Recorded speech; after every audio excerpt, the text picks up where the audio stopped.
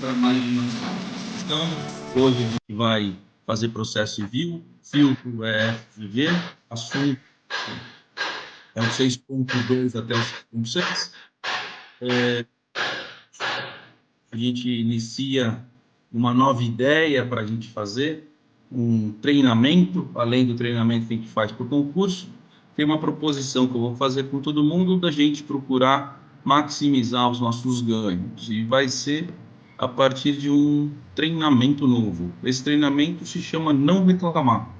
A gente vai tentar, durante o dia de hoje, não reclamar de nenhuma situação. Acertou, tá ótimo, errou, tá ótimo. O importante é a gente adquirir a sabedoria para enfrentar esse problema e seguir. Então, hoje eu tenho aqui comigo o Carlos. Bom dia, Carlos. Bom dia a todos, vamos para os exercícios. Está animado para o exercício, Carlos? Preparado? Estamos animados, vamos lá. Eu tenho também aqui hoje o Paulo, que está sempre animado e vai dar um bom dia para a gente, uma palavra de fé. Ele que é muito estudioso, não só do direito, mas também da Bíblia, e vai dar uma palavra de incentivo aqui para a gente. Bom dia, pessoal. É isso aí. Perseverar com fé e amor ao que está fazendo e que a gente vai conquistar nossos objetivos. Sucesso para todos. Isso aí. Sucesso para todos. Todo dia agora a gente vai lembrar do treinamento Não Reclamar, e o Paulo, que estuda a Bíblia com afinco, vai trazer uma palavra para a gente para incentivar. Isso é uma forma também de fazer o concurso, é ter um aumento, né? Eu brinco às vezes que o concurso ele nada mais é do que um caminho de Santiago onde você faz em casa. Se você não tiver vocação e fé, a jornada fica bem complicada. Mas aqui não é um canal religioso, aqui é um canal de estudo. A gente só faz isso para quem acredita em algo e queira aceitar esse incentivo, queira participar. Caso não, pode ver o vídeo. Se conhece a gente, já deixa o joinha. Se não conhece, assiste tudo. No final, você achou que agregou, você deixa um like aí. A gente vai ler as questões, vai fazer a discussão. Aqui ninguém quer discutir para ganhar, todo mundo quer discutir para aumentar o conhecimento, para elucidar. Então, não vai ter nenhum tipo de briga. Quem está vendo atrás de briga, alguma coisa, não tem. Aqui somos 3 amigos, eu tenho eles como um irmão de vida, todos muito honrados, todos merecedores demais de passar no concurso que queira, cada um buscando o seu espaço dentro dos órgãos públicos para tentar dar o melhor lá, né? Favorecer a população num todo. Vamos começar então. A Fazenda Pública ofereceu impugnação contra a sentença. Ele impôs uma condenação pecuniária sujeito a pagamento por expedição de precatório, bem como foram fixados honorários advocatícios de 10% sobre a condenação. Rejeitada a impugnação, os honorários advocatícios no cumprimento da sentença contra a Fazenda Pública, letra A, não serão devido, nem mesmo os honorários fixados na sentença condenatória. B, serão devido, mas não os honorários fixados na sentença condenatória. C, não serão devidos, mas sim majorado o percentual dos honorários fixados na sentença condenatória. D, serão devidos, além dos honorários já fixados na sentença condenatória. E, não serão devidos, mas apenas os honorários fixados na sentença condenatória. Então, a Fazenda ofereceu impugnação contra a sentença, que impôs uma condenação.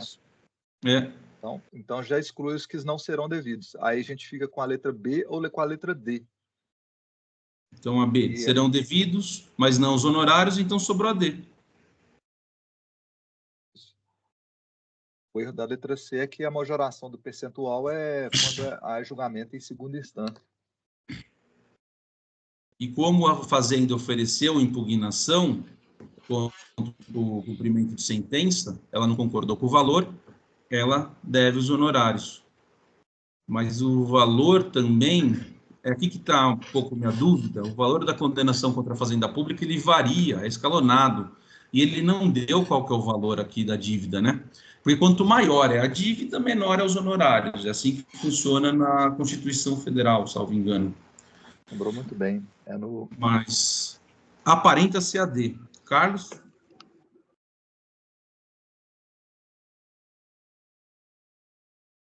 Acho Eu que vou está na D, fechado o microfone. é porque estava assim, tava mudo aqui, eu vou na D também. É porque o cara tá batendo o martelo aqui no caminhão, tá me incomodando aqui. Isso Letra aí, D também. acertamos. Vamos ver o comentário rapidinho do professor antes de partir para a próxima, mas é aquilo que a gente estava conversando. Foi D porque, conforme o artigo 85.7 do CPC, rejeitada a impugnação, os honorários por sentença contra a Fazenda serão devidos, além dos honorários já fixados na sentença. Dessa forma, quando a Fazenda apresentar a impugnação, os honorários referentes ao cumprimento da sentença tornam-se devidos. Ao contrário, caso a Fazenda não apresente impugnação ao cumprimento de sentença, os honorários não serão devidos. 11. Em um determinado processo cujo polo passivo figurava entre ente público, entre ente federativo municipal, o polo passivo é ente federativo municipal, o juiz da causa proferiu uma decisão interlocutória que padecia de erro material. Nesse contexto, é correto afirmar que o município não pode impor embargos de declaração por falta de interesse recursal, bastando protocolizar petição simples. B. Não pode opor embargos de declaração por incabíveis, já que o provimento jurisdicional não é uma sentença. Essa está errada. O embargo de declaração cabe contra qualquer decisão. C. Pode impor embargos de declaração no prazo de 5 dias úteis a partir da intimação regular. D. Pode impor embargos de declaração no prazo de 10 dias úteis a partir da intimação regular. Em regra, os embargos de declaração são em 5 dias. Então, essa estaria errada. Pode impor embargo de declaração no prazo de 15 dias a partir da intimação regular. Aqui, o embargo de declaração ele se dá no contexto de quando a sentença é obscura, ou a decisão é obscura, ambígua ou contraditória, né? E para corrigir erro material também. Então, eu iria na C. Mas é por causa do município, né? Que ele tem prazo em dobro. Ah, verdade. Aí é Paulo letra lembrou D. bem. O prazo do município é em dobro. Então, não pode ser a C. É letra D. Seria a letra D de Deus. Sempre lembrar que quando tiver fazenda pública em juízo, eles têm prazo em dobro. Isso é uma grande verdade. Quando for um ente federativo ou a defensoria, Ministério Público, tem que lembrar do prazo em dobro. Já marca aqui do lado da prova para não esquecer. Faz todo o raciocínio correto, mas o examinador te pegou na curva. Concluídas as fases postulatórias e instrutórias de um determinado feito de procedimento comum, o juiz proferiu sentença que condenava o réu a pagar à autora, uma instituição de ensino, a quantia de 10 mil. Sem que tivesse sido interposto recurso de apelação, a sentença transitou em julgado. 6 meses após o trânsito julgado da última decisão proferida no processo, o réu descobriu que o juiz ali lecionava, aquela época na instituição de ensino demandante, com o qual tinha firmado o contrato de prestação de serviço. Nesse cenário é correto afirmar que a sentença foi preferida por juiz impedido, né? É caso de impedimento. Impedimentos são matérias objetivas, suspeição são subjetivas, salvo engano. Então seria C, D ou E, na minha opinião. Mas vamos ler todos. Suspeito, não sendo cabível o ajuizamento de ação rescisória para impugná-la. B. Suspeito, sendo cabível o ajuizamento da ação rescisória para impugná-la. C. Impedido, não sendo cabível o ajuizamento de ação rescisória para impugná-la. D. Impedido, sendo cabível o ajuizamento de ação rescisória para impugná-la. Parece a D. E. Impedido, não podendo ser ajuizada a ação rescisória para impugná-la por não ter esgotado todos os recursos cabíveis no feito primitivo. O que vocês acham? É caso de impedimento. Eu vou de letra D de dado. É um impedimento nesse caso. E ele pode sim entrar com ação rescisória. É uma da letra de lei, né? Paulo? É exatamente isso, é impedimento. Letra D. Então, não precisamos nem ver comentário, porque essa daqui já está descrito. O CPC 2015 autoriza expressamente o juiz, em caso específico, a conceder benefícios à parte para estimular determinada conduta ou comportamento positivo. Sobre sanções premiais, é correto afirmar que a em ação de dissolução parcial de sociedade, havendo manifestação expressa e unânime pela concordância da dissolução, não haverá condenação em honorários advocatícios em nenhuma das partes, e as custas serão rateadas segundo a participação das partes no capital social. B. A ação monitória, se o réu reconhecer a dívida e não oferecer embargos monitórios, terá o direito de parcelar todo o débito em até 6 parcelas mensais, acrescida de correção monetária e de juros de 1% ao mês, independente da concordância do autor da demanda. C. Na ação monitória, se o réu reconhecer a dívida e cumprir a obrigação de não fazer ou fazer no prazo de 15 dias, deverá pagar honorários de 5% do valor atribuído ao valor da causa e arcará apenas com metade das custas processuais. D. Havendo julgamento de recurso especial ou extraordinário repetitivo sobre a matéria objeto da lide, o autor tem o direito de desistir da ação antes da prolação da sentença, independentemente do consentimento do réu, ainda que tenha sido oferecida contestação, com redução dos honorários sucumbenciais pela metade. E, em ação envolvendo a fazenda pública, se essa deixar de oferecer impugnação ao cumprimento de sentença que enseje expedição de precatório, não haverá a incidência de honorários sucumbenciais relativo à fase de cumprimento de sentença e ficará isenta do reembolso de custas processuais.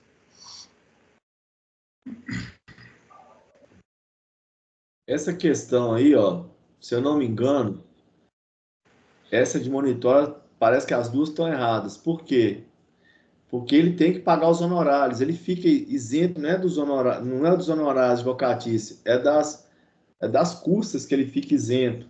E em relação aqui ao pagamento da monitória, ele tem que dar 30% de entrada. Eu acho que está lá no artigo 700, lá do CPC, 701, alguma coisa assim. Ele tem que dar 30%, porque eu tenho uma monitória aqui, monitória eu lembro muito bem disso. Ele tem que pagar 30% e pode dividir em até 6 parcelas, realmente. Então, a letra B e a letra C está errada. Então, não está dentro do... E no recurso aqui especial extraordinário, também está errado. Porque depois que ofereceu a contestação, ele tem que ter o consentimento do réu para poder desistir da ação, em regra. Então, não pode também. Então, sobrou a letra A e a letra E. A letra E é expedição de precatório. Agora, esse reembolso das custas processuais, eu fiquei na dúvida dessa letra E. Até o final aqui da letra E, acredito que está certo, mas eu ficaria com a letra A. Eu ficaria com a letra A também. Essa parte final aqui, fala que ficará isenta do reembolso de custos processuais. Eu também acho que não fica isento de custos processuais, não. Realmente, a sucumbência ela não tem, né? A condenação, mas se ela não impugnar, isso aí é uma regra. Mas essas custas, no final, eu não estou lembrando. Acho que tem que pagar sim. Então, eu ficaria com a A também. A A, se a gente parar para pensar, a natureza jurídica do que está ocorrendo é de jurisdição voluntária, né? As regras que vai se aplicar aqui parecem da jurisdição voluntária, porque não há lide. A manifestação expressa e unânime pela concordância da dissolução. O que eu quero é o carimbo do juiz para dissolver, né? Então, é uma jurisdição voluntária, e realmente, na jurisdição voluntária, as custas são rateadas segundo a participação das partes do capital social, não sei, mas são rateadas em partes iguais às partes litigantes. A ação monitória é aquela em que você tem um título não, você tem algo escrito reconhecendo uma dívida, então você não precisa fazer um processo ordinário, assim como você não tem como fazer uma execução. Você entra com a ação monitória e dá prazo para a parte responder. Se ela não responde, vira título executivo. Se ela responde, o juiz julga e vira título executivo. Eu acho que esse prazo aqui também está errado. Eu acho que é 30 dias, pelo que eu lembro. A letra E que vocês falaram, essa parte aqui está estranha mesmo. Até aqui está certo. Agora essa parte está estranha. Então vamos lá. É isso aí, é a letra A. Esses Vamos ver meninos o são bons, hein? comentário. Hã? Esses meninos tão bons, hein? Fazendo um raciocínio É, jurídico. tá sniper o grupo aqui. Até agora a gente tá 100%. Na prova tem que ser assim também. Vai dar. Em ação de solução parcial da sociedade, havendo manifestação expressa e unânime pela concordância da dissolução, não haverá condenação em honorários de nenhuma das partes, e as custas serão rateadas segundo a participação das partes do capital social, certo? Artigo 603. Havendo manifestação expressa e unânime pela concordância de solução, o juiz a decretará, passando-se imediatamente à fase de liquidação. Daí o parágrafo primeiro diz, na hipótese conhecida no caput, não haverá condenação em honorários advocatícios de nenhuma das partes, e as custas serão rateadas segundo a participação das partes do capital social. B. Na ação monitória, se o réu reconhecer a dívida e não oferecer embargos monetários, terá direito de parcelar todo o débito, até 6 vezes, em até 6 parcelas mentais, acrescido de correção monetária e juros de 1% ao mês, independentemente de concordância do autor da demanda. Errado, não é todo o débito, é 30% do valor deve ser depositado no ato. 30% tem que ser depositado no ato. Realmente não há necessidade de concordância do autor. Ele é intimado para manifestar apenas em relação aos preenchimentos. 701, parágrafo 5. Aplica-se a ação monitória no que couber o artigo 916, que é, no prazo dos embargos, reconhecido o débito do exequente, comprovado o depósito de 30% do valor da execução, acrescido as custas e os honorários, o executado poderá requerer que seja permitido pagar o restante até 6 parcelas mensais, acrescido de correção monetária e de juros de 1%. O exequente será intimado para manifestar seu preenchimento dos pressupostos do caput e o juiz decidirá em 5 dias. Daí aqui a C, ação monitória se o réu conhecer a dívida, está errado, porque o 701 diz, sendo evidente o direito do autor, o juiz deferirá a expedição do mandado de pagamento, de entrega de coisa ou para execução da obrigação de fazer ou não fazer, concedendo ao réu o prazo de 15 dias para o cumprimento e o pagamento de honorário 5% do valor atribuído. Parágrafo 1º, o réu ficará isento do pagamento das custas se cumprir o mandado no prazo. Vamos para a próxima. A próxima está feita. Para vocês também? Para mim também. Então, 15. Também está feita. Pra mim, não. A 15 para mim não tá, não. Então, vamos lá. Tá você, Paulo? Vamos fazer. Percebendo o juiz de uma vara civil, ao analisar a petição inicial e a resposta do réu em uma ação de reparação do dano, que o autor é um menor com 12 anos de idade, devidamente representado pelo seu genitor, agirá corretamente se a. Prolatar sentença terminativa desde logo pela impossibilidade jurídica do pedido. B. Intimar o MP para, no prazo de 30 dias, intervir como fiscal da ordem jurídica. C. Intimar o autor para corrigir a polaridade ativa, uma vez que o menor não pode ser autor. D. Intimar o autor para incluir também a genitora como sua representante processual. E. Prolatar sentença definitiva desde logo pelo princípio da celeridade processual. Aí eu fiquei na dúvida nessa, mas eu acredito que seria letra C. Eu acho que menor não pode ser incapaz, absolutamente incapaz. Ele não pode estar no polo ativo de demanda, não. Ele está representado, Carlos, 12 anos devidamente representado por seu genitor. Então, ele tem até 12 anos, quando ele é criança, ele é representado. Até os 16, desculpa. A partir dos 16, ele é assistido. No caso, ele pode, porque ele está representado. Então, como tem incapaz, então o Ministério Público tem interesse. Então, seria letra B de bola. Letra B de bola. Vamos ver. Chamar a atenção aqui. Falou menor e ação judicial civil, você vai ver se existe na questão essa informação. Se ele está representado, assistido por qualquer dos seus genitores ou pelo seu Representante legal, né? representante legal ou por quem tem a guarda. Então, você vai dar uma olhada aqui se tem essa informação. Se tem essa informação, ele pode litigar. E a resposta aqui foi intimar o Ministério Público para, no prazo de 30 dias, intervir como fiscal da lei e da ordem jurídica, que é letra de lei. O Ministério Público será intimado para, no prazo de 30 dias, intervir como fiscal da área jurídica na hipótese prevista em lei ou na Constituição e nos processos que envolvam interesse de incapaz. Você tira o carro e busca depois de grana. Posso buscar? Tá bom. Vai com Deus, mano. 17. A 16 vocês fizeram? 16 não. Vamos lá. Intentou-se demanda em face de incapaz, na qual a parte autora deduziu pretensão de cobrança de uma obrigação contratual. Validamente citado, o réu ofertou contestação, suscitando, dentre outras matérias defensivas, a prescrição do direito de crédito, atuando no feito como fiscal da área jurídica.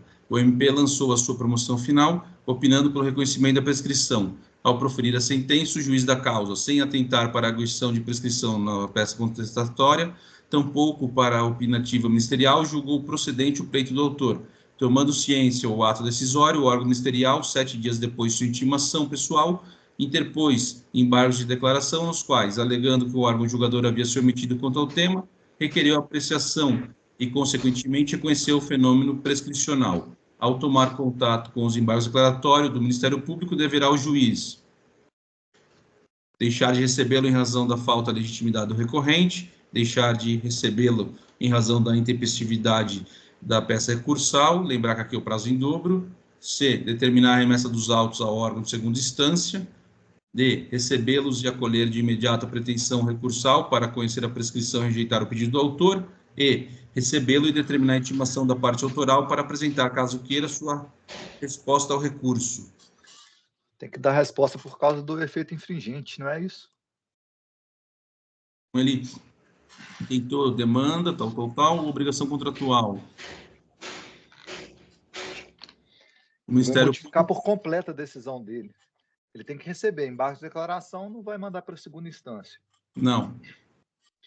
E aí ele vai receber e analisar os embargos de declaração. O Ministério Público tem legitimidade, sim, para opor embargos de declaração aí. E ele foi 7 dias depois, ou seja, está no prazo. Tá, mas eu fiquei na dúvida entre a D e a E. Ele não vai reconhecer a prescrição de plano porque ele tem que dar a vista à outra parte por causa dos efeitos infringentes. Se os embargos têm efeitos infringentes, ou seja, se ele vai modificar a decisão dele, ele tem que dar a vista à outra parte. Ó. E eu acho que também que o artigo 10, né, que são as bases fundamentais do CPC, fala que nenhuma decisão pode ser tomada de surpresa, o princípio da não surpresa, precisa avisar a parte contrária. Eu fiquei na dúvida porque a intimação da parte autora, ele está representando a parte autora, mas é a letra E, deve ser a letra E, então. Vamos ver. Qual a letra E? Isso aí, letra E. Pessoal, obrigado a todos aí. Eu vou sair nessa aí, tá? Abraço. Então, Maurício, ficamos por aqui hoje ou quer fazer mais uma, Paulo? Vamos fazer mais essa aqui rapidinho aqui? Vamos lá. No que se refere à atuação da Defensoria no processo civil, é correto afirmar que dispõe de prazo em quadro para ofertar contestação e interpor recurso. Defensoria Pública. A, o prazo é o quê? Em dobro. Então, corta. B, a sua intimação dos atos processuais efetiva por meio da publicação destas no órgão oficial. A Defensoria tem prerrogativa, né? É por carga. C, tem atribuição para atuar como curador especial do réu citado por hora certa, caso seja decretada a revelia. Citação por hora certa é uma citação ficta. Se a citação é ficta, você precisa colocar curadoria. Tem atribuição? Parece que tem. C, patrocina a causa daquela que litigia sobre o pálio da gratuidade da justiça, às quais é vedado contratar advogado. Não é. A gratuidade da justiça pode existir mesmo com o advogado contratado. E não pode pedir intimação pessoal do seu patrocinado, ainda que o ato dependa de providência ou informe deste. Tem artigo de lei expresso nisso, então sobrou a C. É isso. Agradecer a presença de todos. Paulo, quer falar alguma coisa? É isso aí, pessoal. Muito obrigado. Sigam firmes, façam bastante exercício, porque é isso que ajuda a fixar a matéria. A gente sempre resolve os exercícios da matéria estudada no dia anterior. Então, a gente estudou ontem, já esqueceu alguma coisa, e aí a gente resolve os exercícios aqui e ajuda a lembrar. E depois de 3 semanas, a gente faz a leitura do que é mais cobrado apenas para tentar fixar. Nova revisão. São técnicas de memorização. Está aberto o ENAC, né, Paulo? Está aberto o ENAC.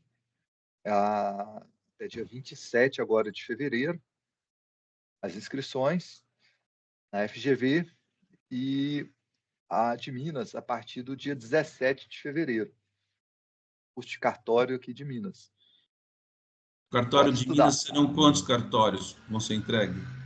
Mais de 300 cartórios. Mas para provimento são 174, eu acho. Olha aí, passou em frente, derrubou o RG, já te puxam para o cartório. É bom prestar que chance é alta. Começar já a fazer a leitura das principais leis, tem algumas aqui no canal, e o Paulo vai indicar uma que ele acha que pode cair, uma premonição para a gente ficar esperto. Para o ENAC, estudar a parte de contratos no direito civil. A gente está vendo obrigações, a gente vai publicar aí o vídeo logo, porque a gente acabou de estudar obrigações, mas a parte de contratos ela é especial para esse ENAC. Leiam alguma coisa sobre o direito ao esquecimento, porque isso aí são matérias muito em voga aí, de acordo com o que os examinadores gostam, tá? Os examinadores já têm publicações nesses assuntos. O direito civil contrato, o direito constitucional e administrativo, que é o direito ao esquecimento. Então, fiquem atentos a essas questões. E é isso. Assuntos. Obrigado a todos. A gente começa hoje o treinamento de não reclamar também para aceitar o estudo e o trabalho sem ansiedade. É um treino. Assim como a gente treina a andar, como é que a gente treina a correr, a gente vai treinar a ter paz interior, que isso vai ajudar para o concurso. Forte abraço, Paulo. Forte abraço a todos.